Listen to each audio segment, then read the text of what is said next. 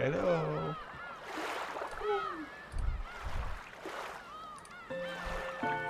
Got a note.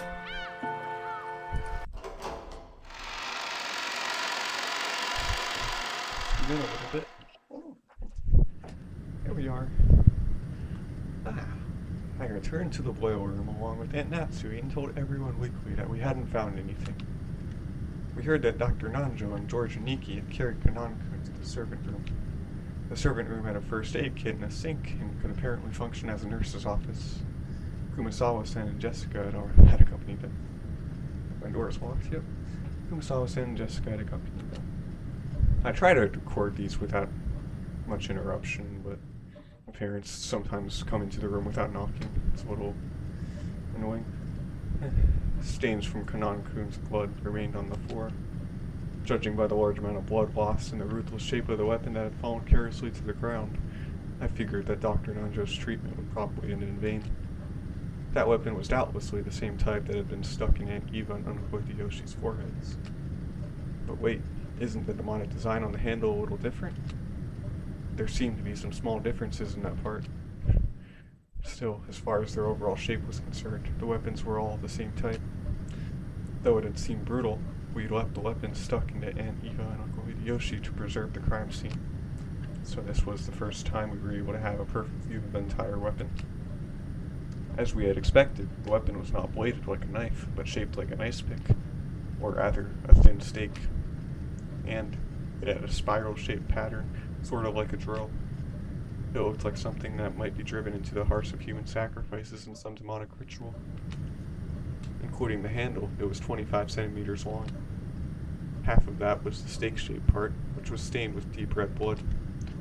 The length of the blood-stained part made it clear just how deeply it must have penetrated into Kanankun's chest. Yeah, that's not gonna go well. But Aunt Natsui and the rest didn't even look at the weapon, and instead stood in front of the incinerator where the horrible stench was emanating from. They must have dragged out that thing which had been burning in the furnace. It was still smoldering and kept sending out dense waves of that awfully unpleasant smell. Genji-san and Maria stared down at it. Aunt Natsui probably couldn't stand to look directly at it. She kept shaking her head, her back to it.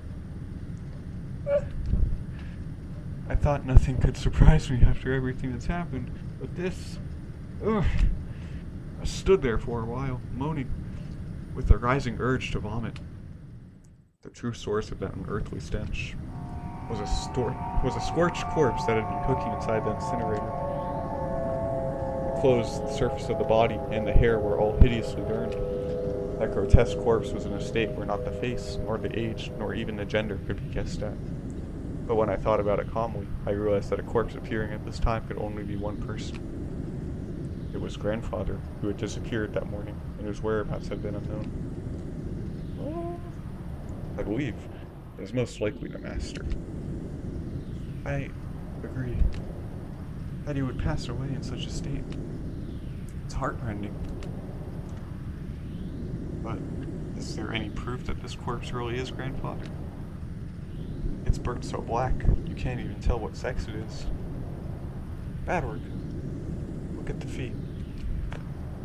And Natsui, with her handkerchief over her mouth and her eyes averted, pointed and told me to look at the burnt corpse's feet.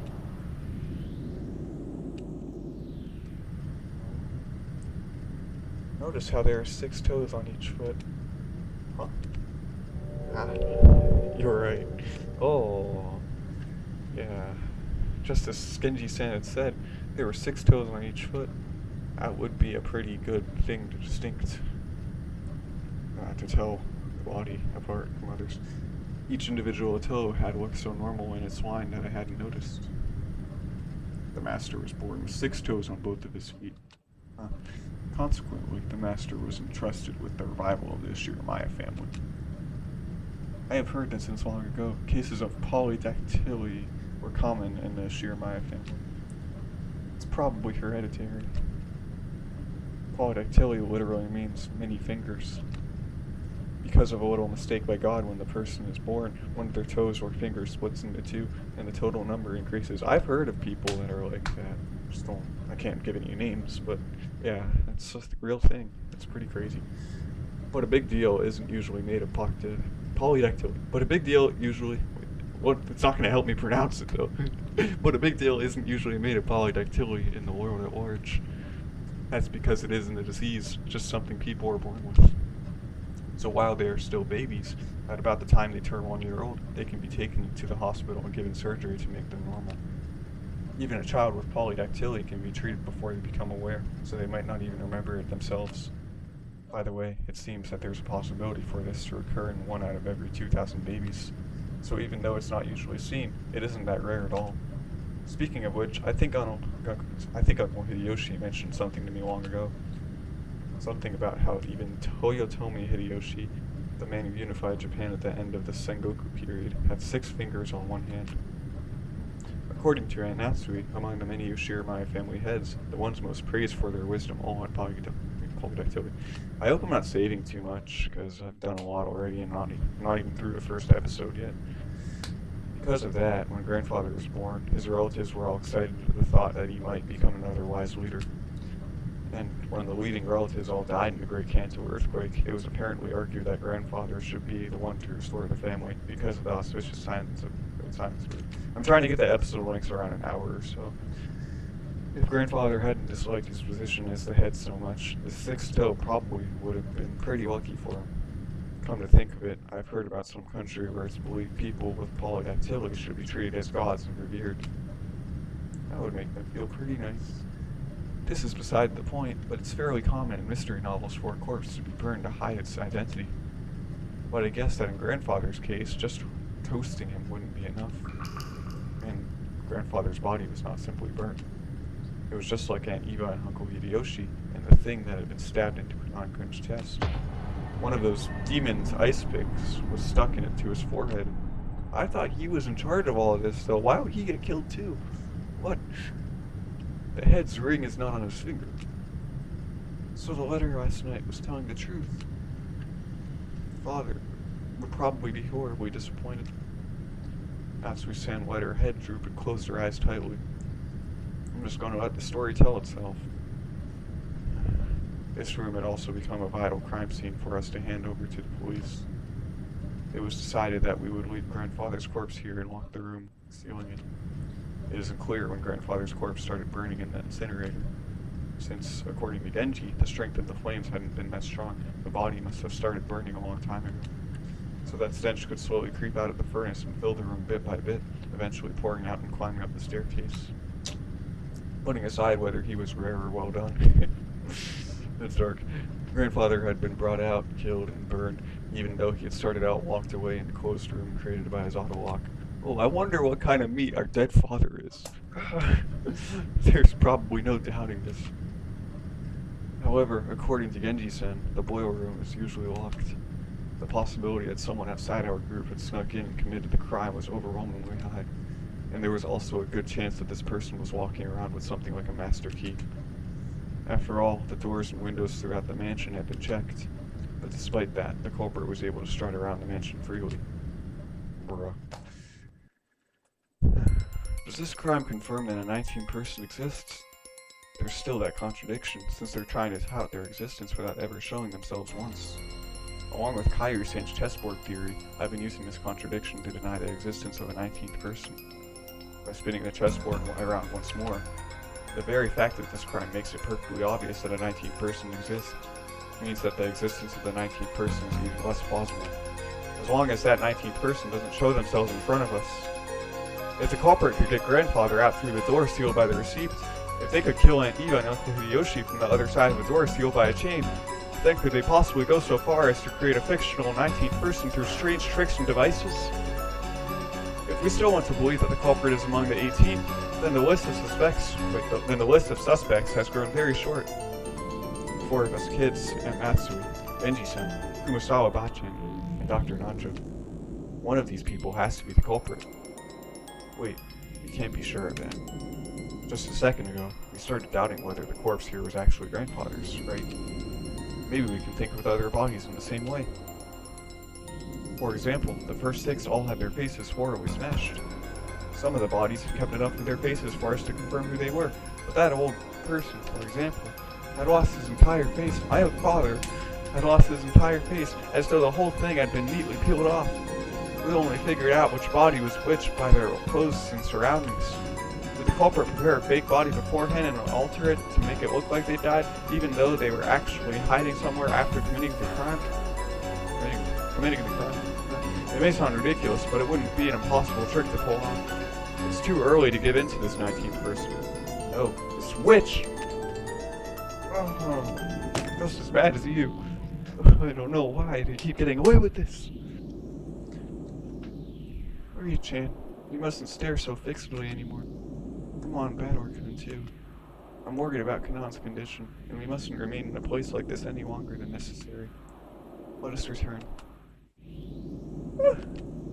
Maria didn't go out with everyone else, but remained in the boiler room. The thing she was staring so fixedly at probably wasn't grandfather's body, but the demon's ice pick sticking out of his forehead. It was probably the sort of item that enthusiasts couldn't bear to ignore. I tapped her on the head. Hey, Maria! What's Beatrice after? Is it all of our lives? I was gonna say that's for some reason. I don't know. All of our lives. Will you stop laughing? Take this seriously. This girl, Beatrice, will revive very soon. At that time, none shall be left alive. I'm getting sick of your nonsense, okay? How can you laugh at something like that?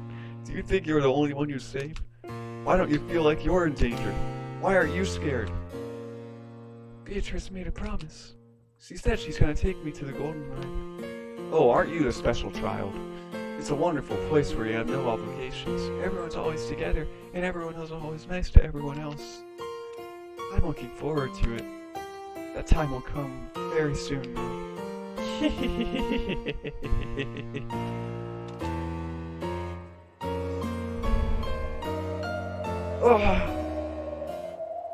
Just what kind of person is Maria? I only know what Maria was like 6 years ago, when she was 3. She was once pure and obedient, a good kid. This new Maria 6 years later, and the Maria I knew, didn't seem to fit together. Just who is she? This witch who calls herself Maria. To Maria, who obstinately believes in the witch. This series of unsolvable crimes is proof that the witch actually exists. Every time something occurs that would be difficult for a human, it becomes a little harder for the rest of us to not believe in Beatrice. It must be an intense pleasure for Maria to see her relatives, who once firmly denied the witch's existence, start acknowledging that witch's existence one by one. Is that why she's in high spirits? Maria, let me ask this one more time. You'll probably answer the same anyway, but I'll ask just once more. Yesterday, you were given a letter in the rose garden. Who gave it to you? Like I said, Beatrice, Mama still doesn't believe. Maria only repeated what she had already said.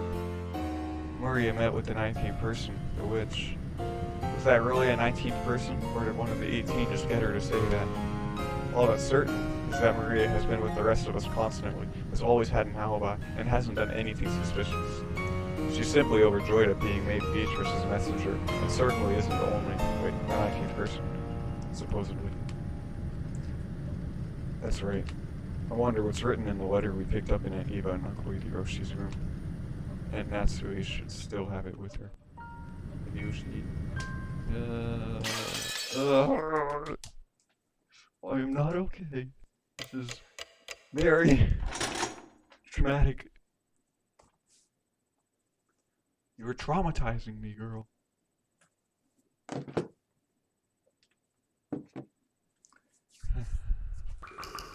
In the end, Kanan-kun did not regain consciousness, even though Dr. Nanjo and the rest did all they could to heal him. Of course, there was very little that could be done on an island like this without medicine or proper facilities. However, Kanan was the only human ever to confront the culprit, if only he could give us some kind of clue. However, at the time they carried Kanan away, it was already too late. My sincere apologies. Without proper facilities, there was nothing I could do about such a serious wound. No, That's perfectly understandable. Thank you so much for giving it your very best. Dr. Ninja's shirt had been sprayed by a violent spurt of blood, so it was easy to imagine the devotion with which he had tried to save Kanan's life, up until the last second. Jessica was crouched in the corridor, crying softly. She had probably been taking care of Kanan-kun until the moment of his death. George and Nikki tried to approach her with words of comfort, but when Jessica pushed him away, he stopped trying to force her to talk and left her alone.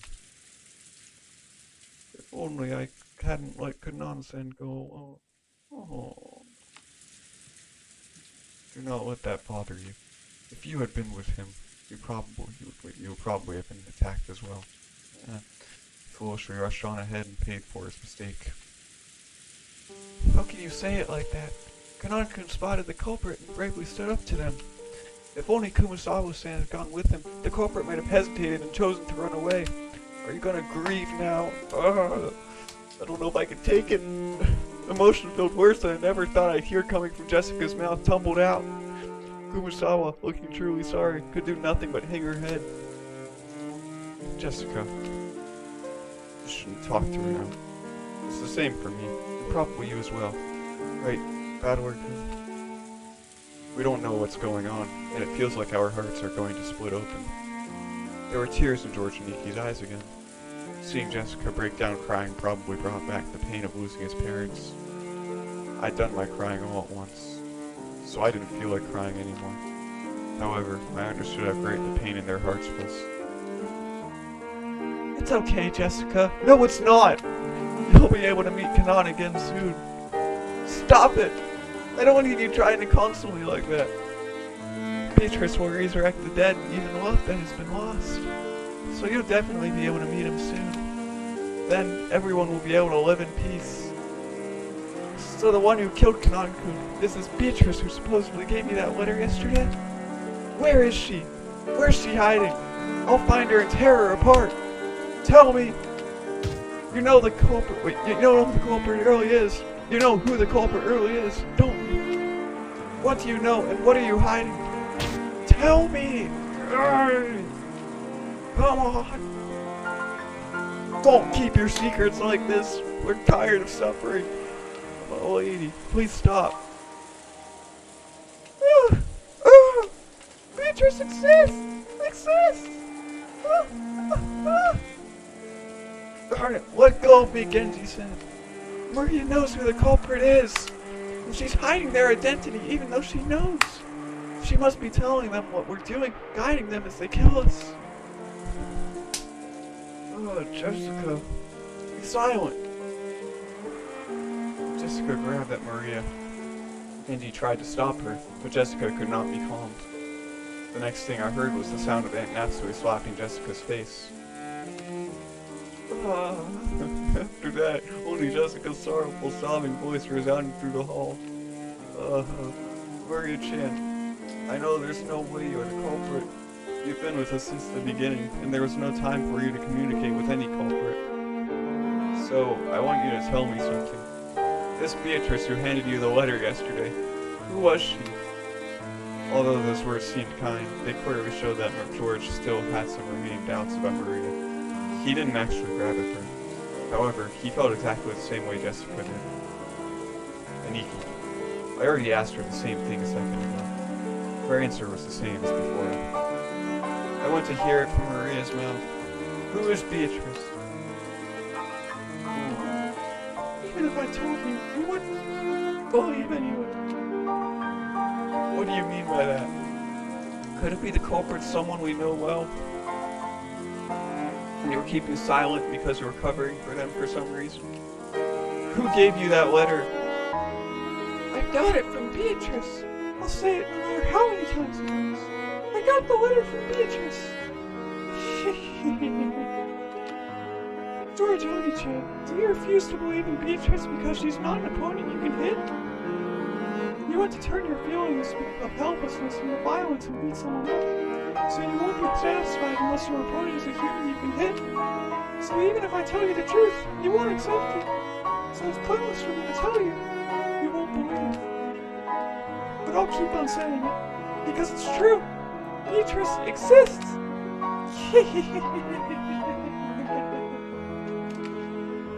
door to the Golden Land will soon be open. I'll go there. Beatrice promised. In that world, Mama is nice, Papa is with us and is also nice. I want to go there right away. Everyone is afraid of Beatrice, but that's only natural. So calm yourselves. Beatrice said so herself. By the time the typhoon has passed, I'll have ended everything, she said. Ouch! Maria, I don't mind you being talkative, but let's leave it at that for now. I'll bet this is all a pretty happy situation for you, since you're always going on about how witches exist. But keep that to yourself for now. Don't try to force that on other people. I know I've been creeped out by this girl for a while now, but there really is something wrong with her. Don't you think so too, Bador, Genji-san, Kumasawa-san? What about you, Mom? Maria knows who the culprit is, and she's hiding it. Okay, maybe she hasn't done anything directly, but she's definitely working with the criminal. That's right, she's a spy. We can't let her stay with us any longer.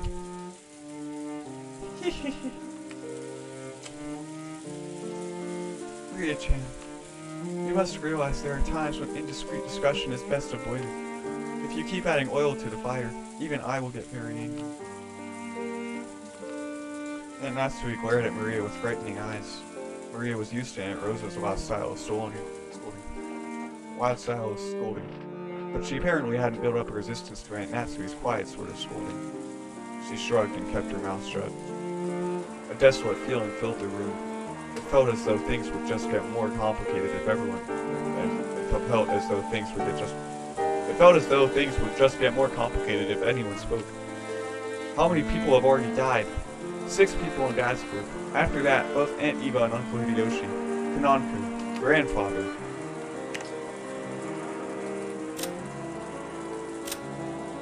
Jeez, he got mutilated.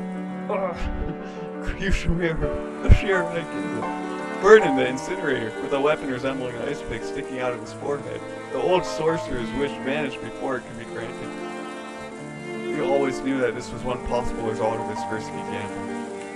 Yeah, there are a whole 18 people on this island, supposedly, and 10 of those people have been killed. That's more than half of us. And right now, there's absolutely no proof that the remaining 8 people will be safe.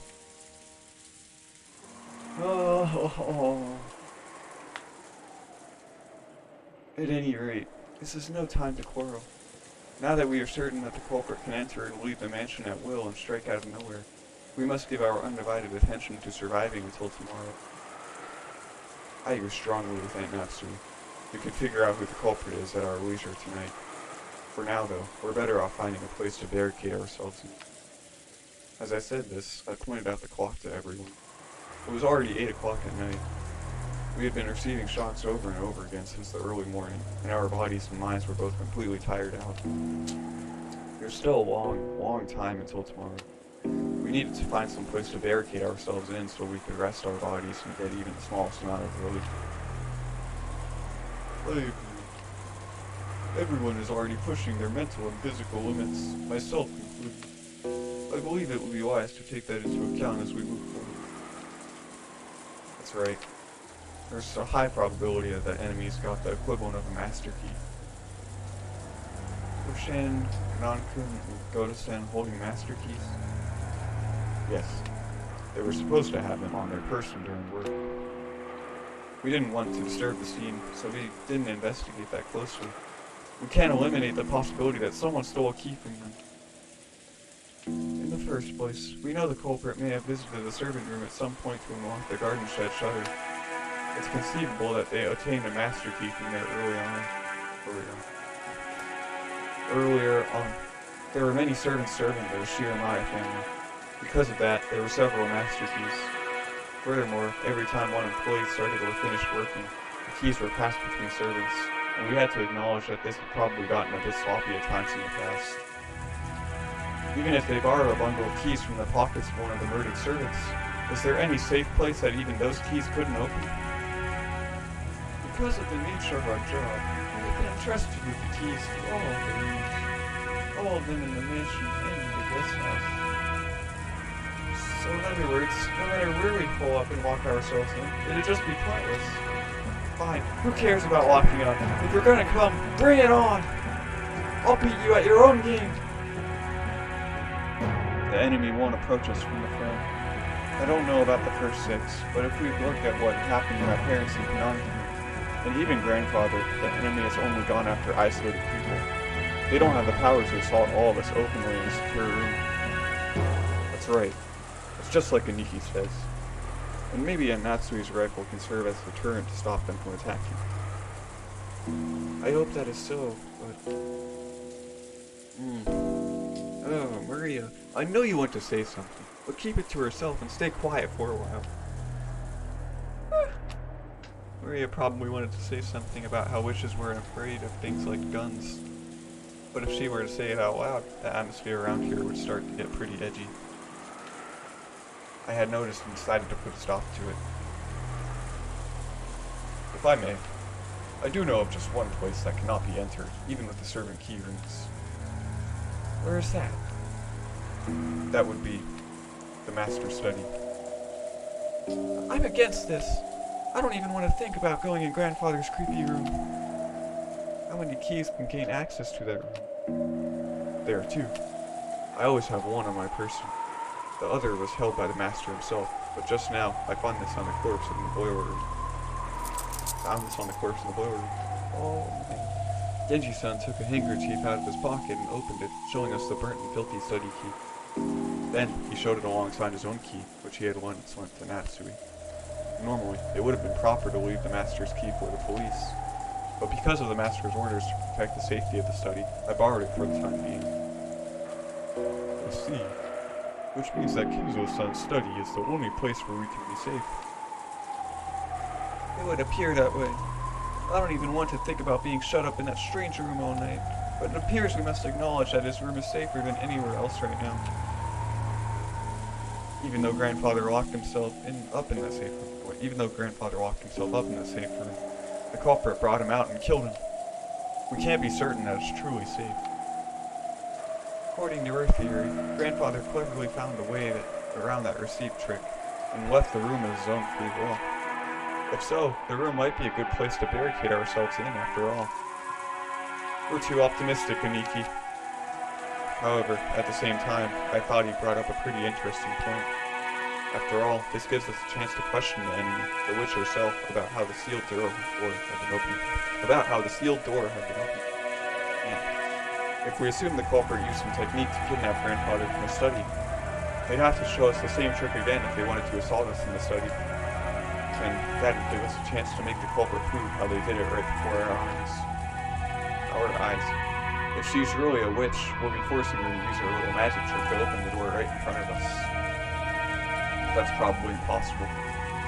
If you spin the chessboard around, it's obvious the culprit is acting in a way that'll make us think they're a witch. If she really is a witch, all she's got to do is appear in front of us and wow us with a colorful display of magic. Since she's avoided doing that, everything must be the work of a fake witch. Everything must be the work of a fake witch who wants us to think she's real. Therefore, a culprit who used a technique other than magic to defeat the closed room couldn't open the door before our eyes. Goodness, before our eyes. I feel like I said something extra there. Is Grandfather's room big enough to stuff 8 people in? Yes. There's a bed, a sofa, and blankets. So while it is not luxurious, it will be more than suitable for spending the night. There's also a sink, a bathroom, a refrigerator, and a liquor cabinet. Whoa, that's incredible. But isn't that weird? We're saying he built another house inside his house. Houseception! That's pretty cramped for that last house of someone like our grandfather, who bought a whole island and realized all of his dreams. That's right. After some point in time, Father probably couldn't feel at peace in any other place, even inside the mansion. We always sneered about how he shut himself up in there, and this time, we're the ones who are gonna shut ourselves up. Yeah, that's a little disturbing. We're the ones who are gonna shut ourselves up. Ha! Jessica spat the words out. Jessica-chan, it sounds like you'd rather go search for the culprit than stay shut up somewhere. Of course, I don't think we'll be able to find them if we just start searching on our own. In the end, we can't do anything but wait. Then it doesn't matter where we wait, does it? I'm not gonna run away or hide. Why don't we just take it easy in the parlor, watching TV or something while we wait for this Beatrice Sama to appear? It's perfectly fine if she doesn't appear. There's no need for us to be the ones who expose the culprit. Well said. We shouldn't take needless risks before the police arrive. Thank you, Dr. Nanjo. I think we should move to Father's study. True, we have no proof that it's safe, since Father was taken out of there. However, I can't deny the possibility that, as Battle Raccoon reasoned, Grandfather left the study of his own accord and was attacked outside. A while back, I proposed that strange theory as a stopgap measure, but just as Aunt Eva said, even though that trick would be possible, I couldn't explain what the motive could make Grandfather sneak out of his own study in such a troublesome way. Plus, Grandfather couldn't even have used that trick unless he knew that their receipt was wedged in the door. Aunt Eva hadn't pointed out that last part, but it's clear how absurd the theory was. So, does that mean the sealed door formed a closed room, just as Aunt Eva claimed? Is it an undeniable fact that Aunt Matsui was the culprit? If Aunt Eva were here now, she'd probably make that claim openly and blow my strange theory away.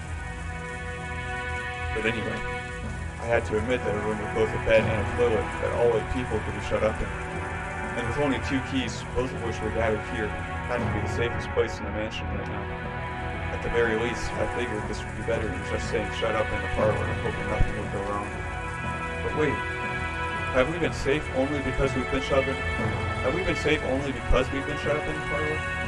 What if leaving that room and moving to an unexplored location is actually more dangerous? It's useless. It's useless. It's all useless. My flimsy head is about to break out in a fever.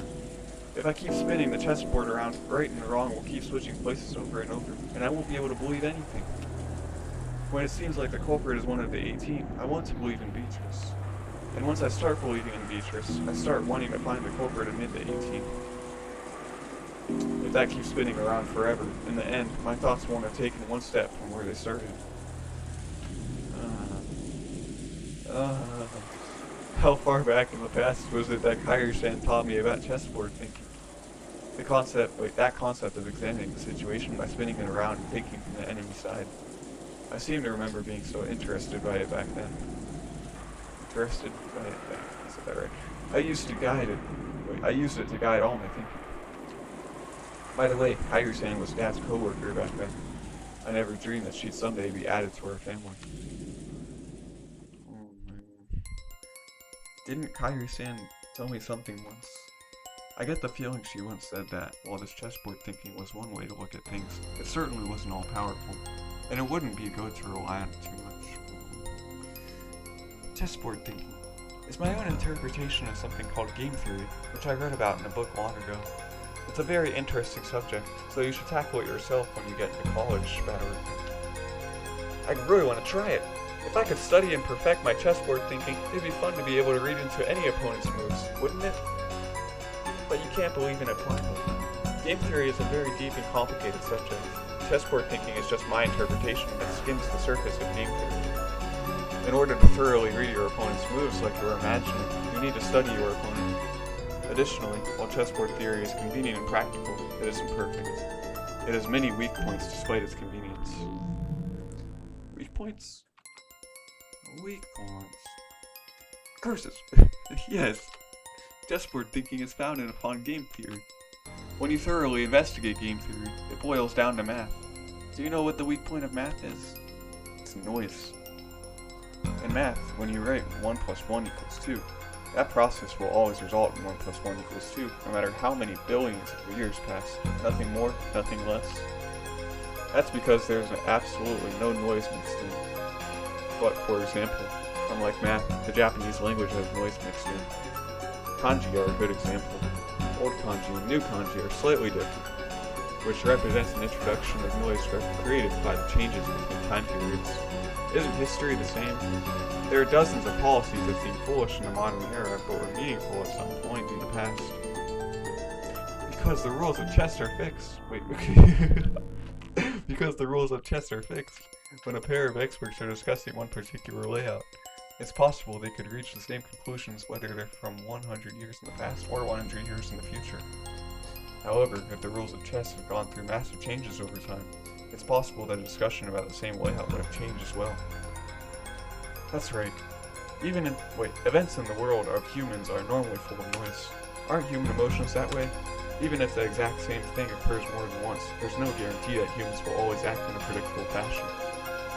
The moment we try to use a math-based theory to predict someone's actions, we must be aware that our theory has built-in weaknesses and limits. Simply put, chessboard thinking is extremely weak against noise and fickleness, as well as mistakes or incorrect knowledge. That wall of text was pretty informative. That's right. Kyerson definitely said that. Chess has always been a game where both sides play by the same rules and fight with the same conditions for victory. That's why it's possible for both sides to predict the other's moves. It's possible to read your opponent because you can always suppose they'll make the best moves they can find. But what if your opponent is fickle or a bit tired, and makes a move that can hardly be called the best? Or what if this game actually has a special rule, some unknown thing that only the enemy knows about and can use? In fact, what if the opponent actually has some goal other than victory? Think from your enemy's perspective. Think from your enemy's perspective. That's the basis of chessboard thinking. Which means, if you misread your enemy, the answer you draw from this process will be complete rubbish, useless. So far, I've used chessboard theory to guess several vague bits of information about the culprit hiding behind this case, or so I think. However, I don't know anything about the culprit. Am I just playing around in a labyrinth of thought? Are you? If Kyerson were here at a time like this, she'd probably be able to notice something with her much sharper thinking ability.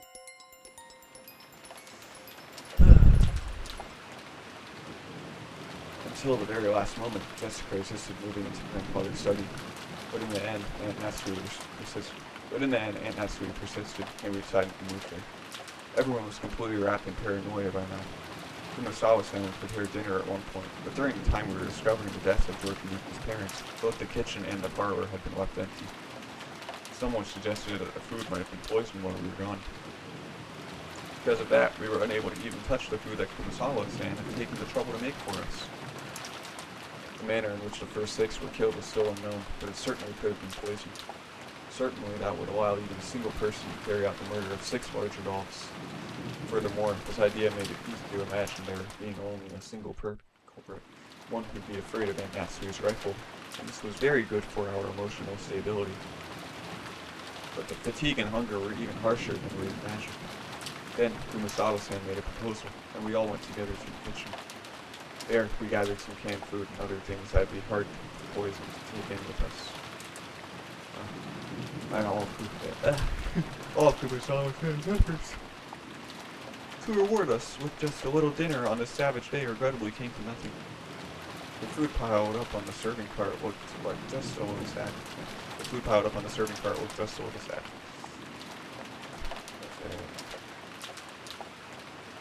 We all started climbing the stairs. Aunt Natsui, who was in the lead, warily stared into the darkness with both eyes and the barrel of the gun. Once we dragged ourselves up to the 3rd floor, just as Aunt Natsui had warned us up beforehand. There was a mixture of a chemical smell and a sickly sweet aroma, a stench hanging in the air that felt like it was eating into our heads. See, this kind of stench probably would give you a headache if you were shut in with it for a whole night. I know it's a little late, but I'm with Jessica. I vote against going into grandfather's study. I felt like the stench was floating out from this magnificent door. It was the door to the forbidden study, which should defend against any who would enter. While Genji-san unlocked the door, Maria stared at the door and the doorknob with great interest. Oh, incredible door! It looks so old and strict, like it'd stop any jokes cold. A perfect door for grandfather's study. The power to ward off spiritual menaces. The power to ward off spiritual menaces is stronger. Beatrice probably couldn't open this door. Oh, what does that mean? Maria pointed at the doorknob. A scorpion crest. Oh, a design like a magic circle arranged around the scorpion, which was inscribed there. Oh. Huh. That design. That's right. Isn't it just like those keychain charms Maria gave Jessica and me yesterday? The fifth magic circle of Mars is a strong ward against magic. Additionally, this magic circle is very diligently constructed and is full of power. Such a magic circle can be quite troublesome to beings of magic like Beatrice. Isn't that comforting? That's not how that's pronounced. Isn't that comforting? Are you saying we can escape even Beatrice's clutches in this room? Our little witch here sure is reliable. Then how did Beatrice get grandfather out? Just as bad or reason. Beatrice can't go inside. However, she has both magic and familiars. Using that, she might have been able to get grandfather to leave the study of his own accord. I've read about that in manga. I've seen a bunch of scenes where vampires were frightened of crosses, so they couldn't get close, but their familiars were just fine, so they made their familiars attack. The scorpion keychain charms I gave you yesterday also had the fifth magic circle of Mars on them. The power's low and the fitment is weak, but they should be enough to protect you until you leave the island. Although it sounds like you've lost yours, right?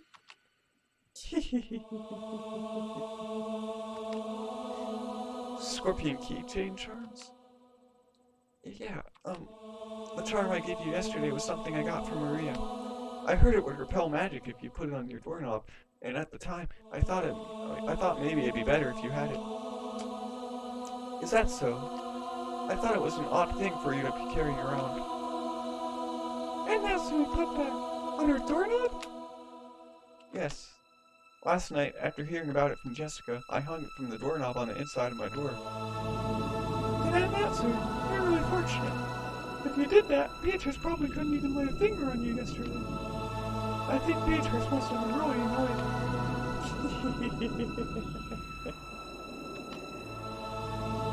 Beatrice, annoyed? Couldn't lay one finger?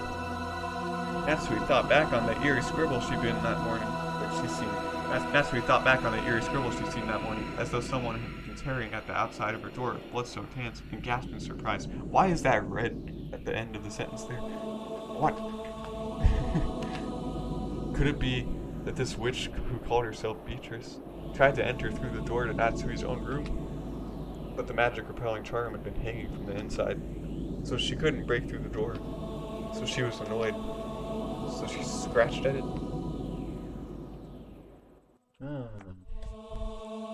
Quit it! Don't talk about that. Witches don't exist. The culprit does. And they're a human just like us. If you need proof, why don't we dice her up and see if her blood's red? Darn it! Darn it! How could you do that to Kananku? Genji unlocked the door. 8 people entered Kinzo's study.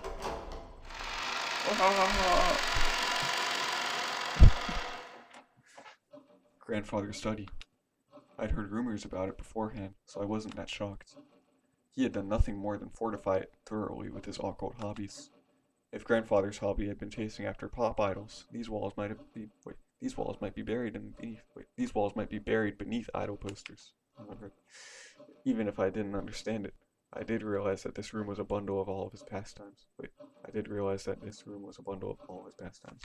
Okay, same thing.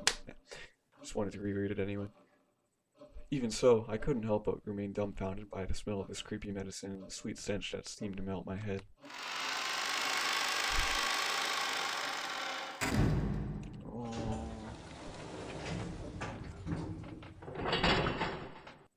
Are we gonna have some kind of answer already?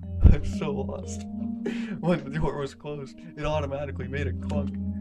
I see, this is the auto lock that's activated whenever the door is closed. And there were only 2 keys that could open this door from the outside, both of which were in this room. In other words, it had become a closed room.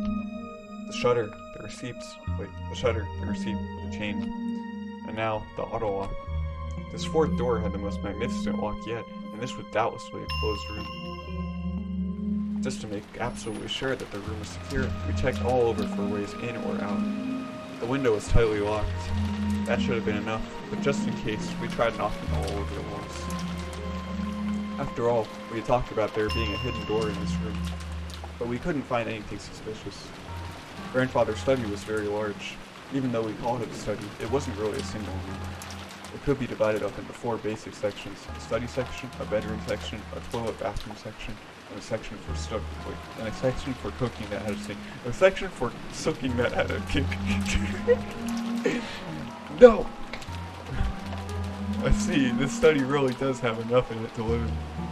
Now I see how Grandfather could live his whole life in this room without ever leaving. It seemed Grandfather wasn't in the habit of watching TV, but there was no television or even a radio in this room. We can't do anything except pass the time listening to the sound of the rain until tomorrow morning. Dr. Nanjo looked closely at the chessboard that sat on the table in front of the sofa and muttered. It was apparently the partly finished chess match he'd been playing with Grandfather until yesterday. The black had the white pretty well cornered, and it looked like checkmate would be reached within a few moves, the last part of the endgame. Even though checkmate had almost been reached, the endgame had been rushed, and the end was never completed. Ginjo-san, it seems we weren't able to see this match through after all. Dr. Nanjo. I was Ginjo-san's friend for a long time, but I never knew about more than half of him. I believe 2 Kinzos existed, a wise one and one trapped by some madness. I never understood anything about him. Especially when it came to Beatrice-sama, it would seem like his personality changed. In the direction of Kumasawa-san's upward gaze, a portrait of Beatrice could be seen. It wasn't massive like the one hanging in the entrance hall, but small, made for this room. Grandfather probably spent every day in this room, and so much of his time, talking to the witch in that portrait. Who was Beatrice to Grandfather in the first place? Right now, you couldn't just explain it away by saying it was a story made by the parents to frighten children away from wandering into the forest. While eating the canned food we brought from the kitchen, we talked together about who Beatrice was. Whether the culprit was Beatrice herself or someone pretending to be her. Whether they were a witch or a human. That was besides the point. The woman in this portrait was strongly related to the roots and background of this case. We couldn't talk about this case without talking about her. Yeah, connected. That's right. Mom, you picked up the culprit's letter in Aunt Eva's room, right? Yes. I still haven't opened it. Let's give it a try. And Matsui took out that western envelope. Genji-sen pulled a paper knife out of a drawer in the study desk and handed it to her.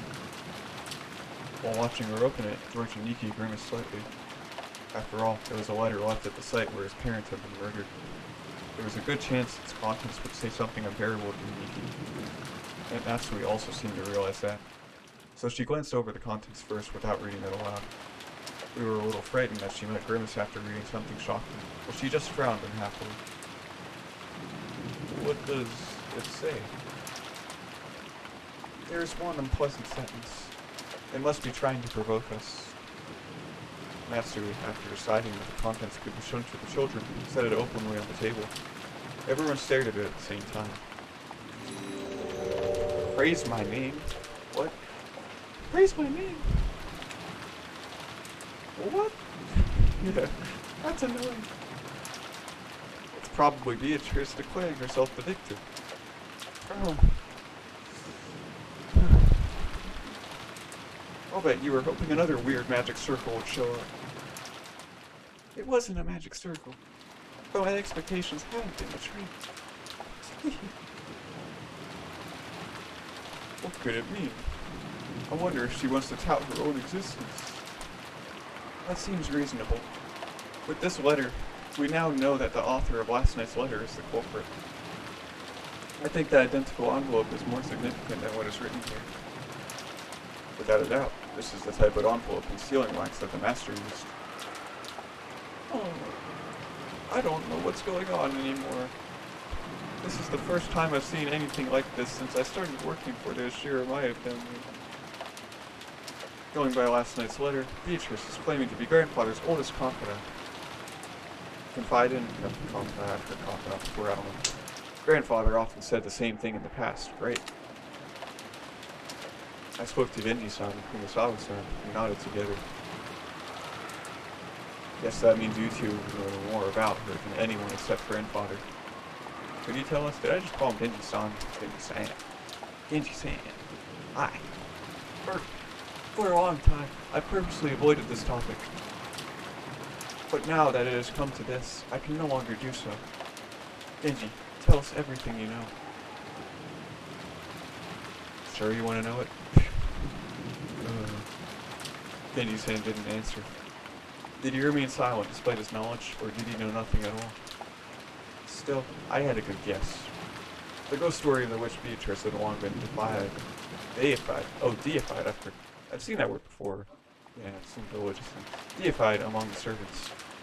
He had probably been very close to grandfather and his awful hobbies. So there was a good chance that he'd been indoctrinated with even weirder things, and had increasingly come to defy the witch.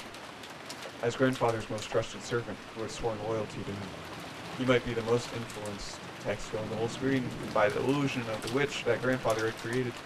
So much information, so there was only one reason for Genji-san to remain silent. He could speak, but it would definitely cause backlash, so it was better if he kept his mouth shut, and it wasn't like he would believe in anything. Something along those lines. A short while ago, Maria had been more than willing to speak bluntly and unrestrainedly, and that had earned her a scuffle with Jessica. It was natural for Genji-san to keep a silence. Alright, you explain this, and that'll be a stopping point. Was she father's concubine? It's concubine. That could be possible. For ordinary poor people, polygamy isn't only viewed negatively from a moral perspective. It's also an unmaintainable financial situation. But that isn't the case for the very rich. It's possible for them to have another lover in addition to their real life. You can't deny the possibility that grandfather had another woman in his life besides grandmother. Hey, when grandmother was alive, I hear she was pretty sure of it. Since she thought he was cheating on her. Wait, she thought he was cheating on her. Oh. I always figured she meant a witch that grandfather had imagined up, but... Now this is getting really interesting. You told me, didn't you, Genji-san? You said Beatrice has been working for grandfather since before the mansion was finished. I heard that the construction of the mansion was completed in Showa 27, 1952. That'd mean this person called Beatrice was in a relationship with grandfather since at least 30 years ago. Could that concubine of 30 years ago, or maybe a relative or hidden child with that person, hold some kind of grudge and be planning revenge? I see. This is starting to sound just like your standard Western mansion mystery. It's a filthy topic, but the easiest line of reasoning to accept. What do you say, Genji? I believe the master was indeed in love. Those feelings were certainly stronger than what he felt for his late wife. Who is this person called Beatrice? And what's she doing now? What? I've heard that she passed away before the mansion was completed. She's already dead? Nani? Yes. The master was deeply stricken by grief, and he devoted himself to the art of black magic as a means to revive her. The master loved Beatrice-sama from the bottom of his heart. It was that madness which drove him to do all that you see here. As Genji-san said this, he spread his arms as though asking us to look at his room, filled with the signs of grandfather's madness. This is so unsettling.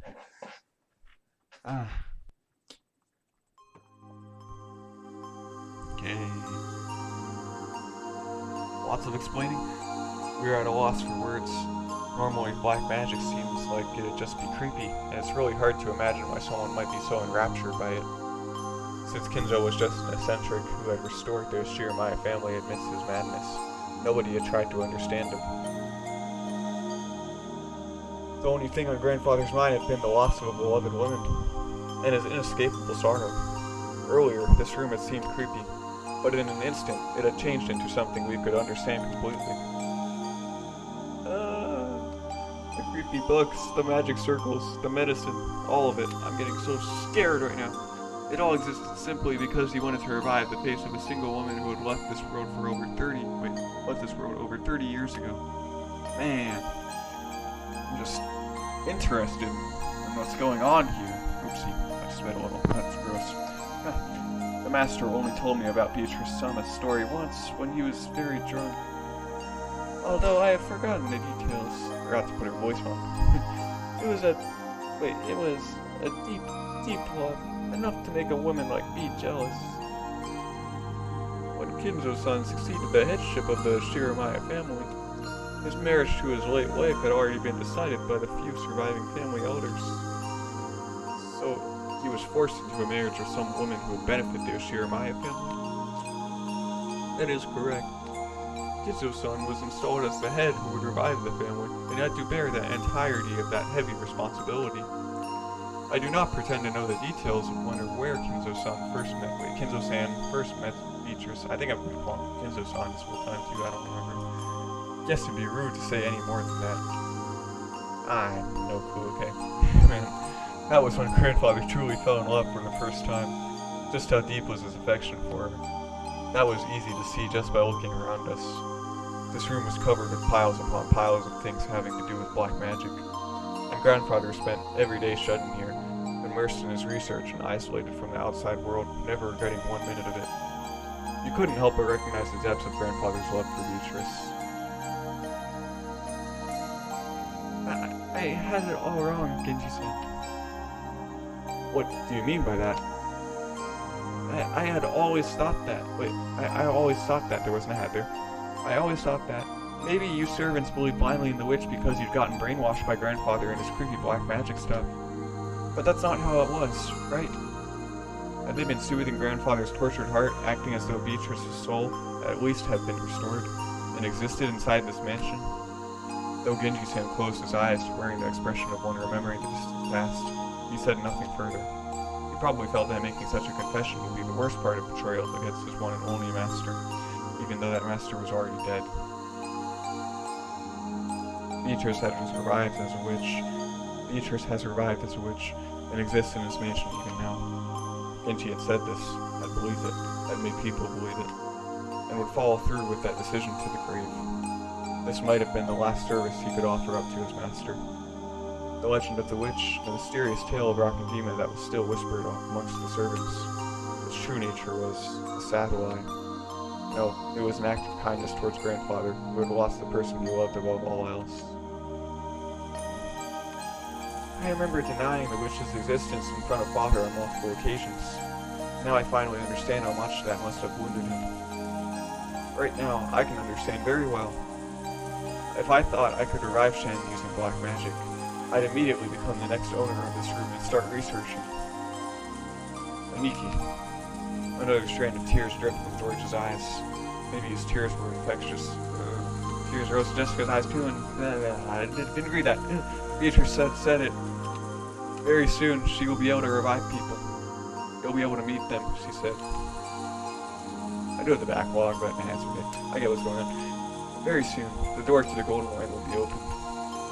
In the promised land that glitters gold, the souls of all the dead will be resurrected, along with the love that has been lost. Then I will sleep in a world of peacefulness for all time. I know as much as I'm able to.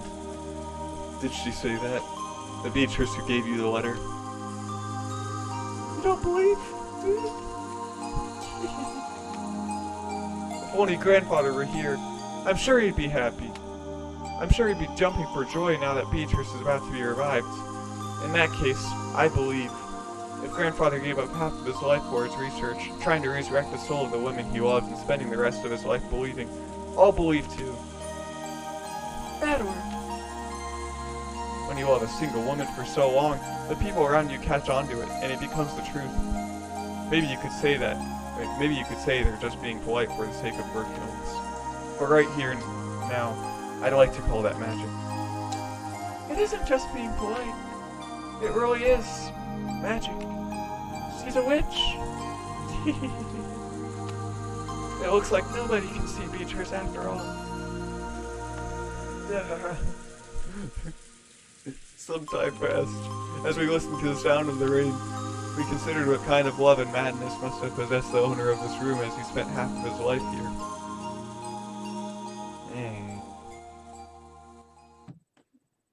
Ooh, that's just crazy. Jumps right into this. Okay, that's enough for this episode. Bye-bye.